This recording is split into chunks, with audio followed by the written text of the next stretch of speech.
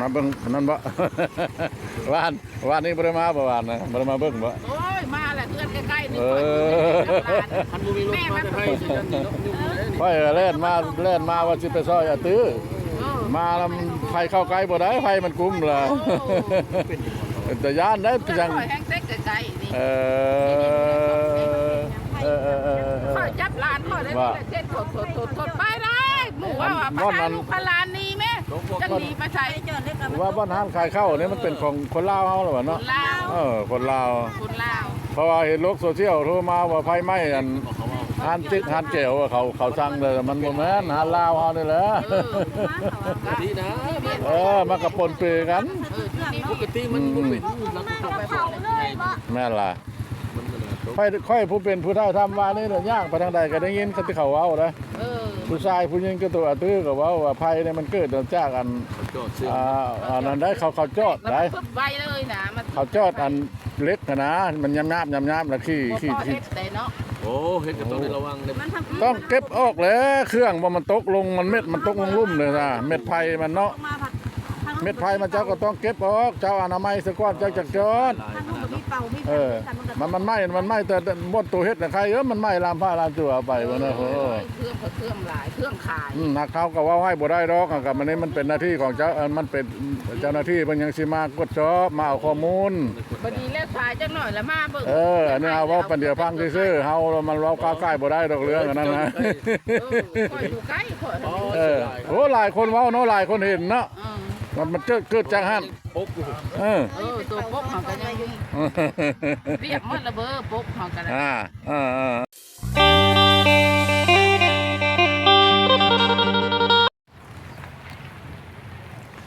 ทักทายสบายดี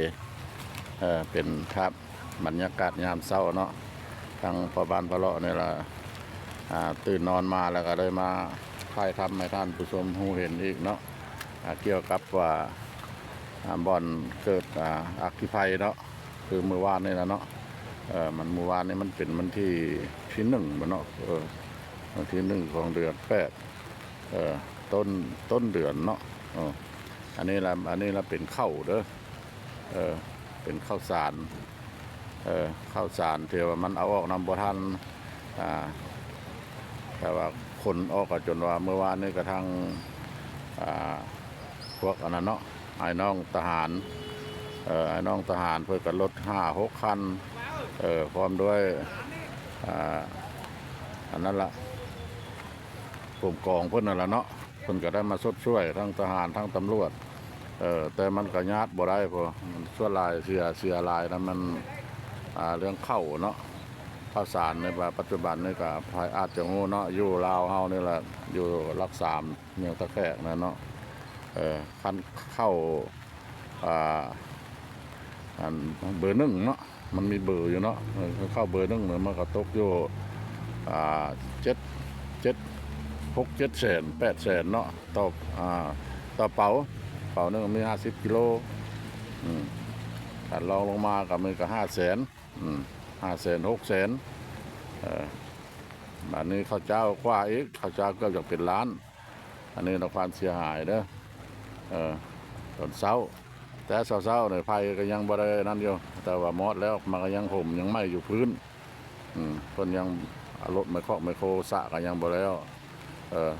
บ้านนี่เพิ่นก็รถไมโครเพิ่นเองเนาะรถไมโครของเจ้าของตลาดนี่ล่ะซื้อเพิ่นก็เจ๊แก้วเนาะเจ๊แก้วตลาดสุขสมบูรณ์สุขสมบูรณ์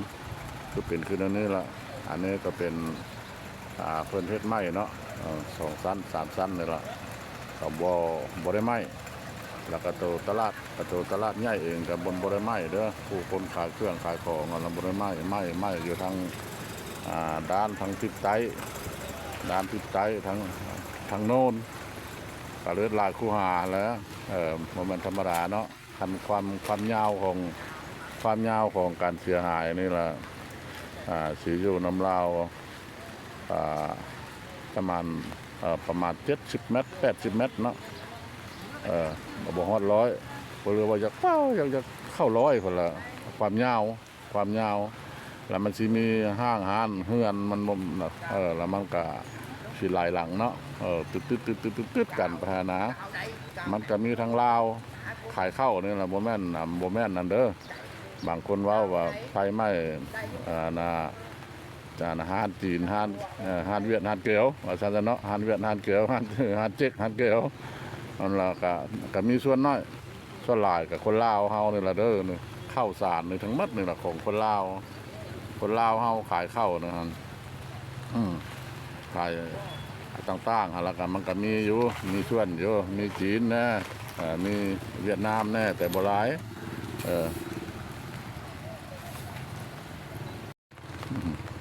นี่แหละได้มาถ่ายทำให้ท่านผู้ชมหูเห็นอีกเนาะบาทหนึ่ง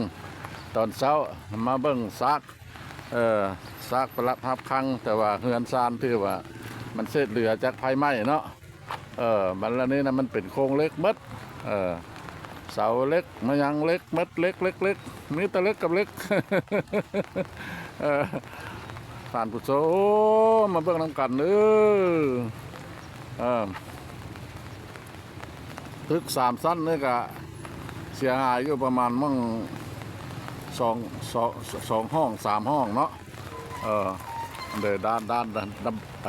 เนี่ยเด้อเนี่ยสกัดตัวนี้ไว้แล้วทันไปล่ำใส่ตึก3 4 ชั้นนะจะเยอะยันมัดเลยตลาดเนี่ยนะ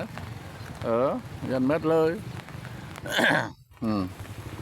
อักขีภัยใหญ่บ่เคยมีมาก่อน เนาะ โยแขวงขมวนเอาเนาะพอบ้านพะเลาะเนี่ยก็โยแขวงขมวนเนี่ยก็สิฮอด40-50 ปีแล้วก็บ่เคยพบพบเห็นครั้งแรกนี่แหละที่ว่าเสียหายหลายเสียหายใหญ่เพราะว่ามันก็คูหามันบ่แม่นธรรมดาเนาะแต่อันนี้ก็อยากให้ท่านผู้ชมมาค้นคิดนำกันเนาะ จะว่าเป็นหยังระยะผ่านมานะฝนนี่ตกมืดทุกมื้อทั้งคืนทั้งเว้นทั้งคืนเดี๋ยวนี้ก็ยังตกอยู่นี่คืนนี้ก็คือทอกน้ำเม็ดคืนภายหลังภัยมันมอดลงแล้วประมาณ6 โมงแรงฝนก็ลงมาเลยบาดเนี่ยเดี๋ยวนี้ก็ยังบริเช้าเนี่ยบัดเมื่อวานนี่นะก็คือว่าบ่ตกรถดับเพลิงของเราก็มีอยู่3 คันรถดับเพลิงมาแต่ดงใต้เนาะเป็นของไอ้นอกจีนก็3 คันมาแต่ไทยอีกนครพนมเพิ่นกับมาช่วยก็2 คันของมาแต่ไทยแล้วมันเป็นใหญ่เพิ่นก็ช่วยเรืออยู่ ลาวเขาก็จนค่ำไหนว่าเนี่ยนะอันนี้แหละซากประลับพับพังเนาะไอ้น้องเพิ่นก็ตื่นนอนแล้วก็มาสำรวจกวดกาอันใดเป็นพ่ออันใดเป็นพ่อไซเพื่อก็เอาไว้ไซนี่นะเด้ออันนี้ก็เมิดเลยเนี่ยตึกตัวนี้ก็เลย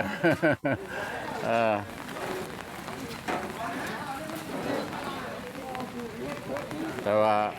คือทางพอบ้านพะเลาะได้พารณาให้ท่านผู้ชมฟังแล้วเนาะพอบ้านพะเลาะก็อยู่ขมวนเนี่ยก็จะเข้า40-50 ปีแล้วก็บ่เคยเห็นเนาะ มาเห็นครั้งนี้ถือว่าเสียหายนักเรื่องอัคคีภัยเนาะอยู่ตลาดหลัก 3เป็นตลาดใหญ่อยู่ในแขวงขมวนเฮากับตลาดนี่ใหญ่กว่าหมู่เนาะเสียหายหลายจากบ่จักสิพารณาเนาะ แต่เรื่องเครื่องเสียหายเนี่ยก็เฉพาะเจ้าเดียวนะก็ถามเมื่อวานนี่เพิ่นก็ประเมินก็อยู่ประมาณ5-6 ตื้อแล้วมันในเจ้าอื่นอีกเด้มันหลายเจ้าบาทนะ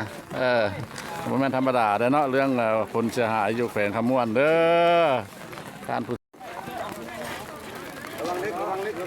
แนวอื่นมันไหม้บ่เป็นตาเอาบัดเป็นตาเอาไปยังยาสูบเดี๋ยวบ่ไหม้เนาะ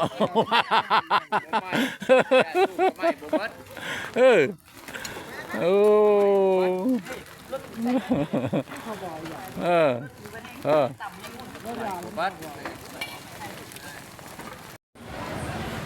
ท่านผู้ชมเลยเป็นบรรยากาศยามเช้าๆเนาะอยู่เวลา7 โมงทางพอบ้านพะเลาะก็ได้มาถ่ายทำบ่อนซักประลักประคังเนาะเศษเรือที่ว่าไฟไหม้โอ้ยเสียหายหลาย การถ่ายทำทั้งเม็ดทั้งมวลเนาะเดี๋ยวนี้ก็ยืนอยู่ตลาดนี่ละมาฮอดแล้วก็ถ่ายทำแล้วก็มาซื้อความอยู่ความกินทั้งเม็ดทั้งมวลก็สิประมาณนั้นแหละเด้อความเสียหายเด้อยังประเมินบ่ได้เด้อสาเหตุว่า